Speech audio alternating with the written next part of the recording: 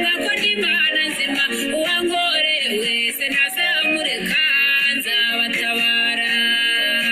mbere y'inshuti nziza nzajya muhamya ndetse no mu bapinga nzajya muvuga yambereye Imana yarandokoye nzamuririmba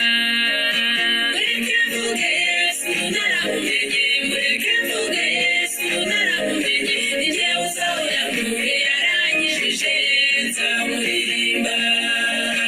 undeke muririmba Yesu yarakoze yankuze ntamuzi ntaramumenya mpindurira amateka aranandokora nzajya muvuga hose Imana ikora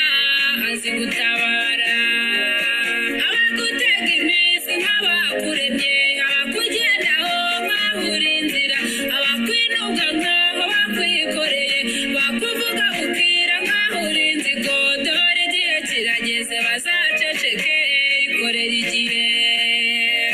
mureke mvuge Yesu naramumenye mureke mvuge Yesu naramumenye ni jyewe uzaho yankuye yaranyijije nzamuririmba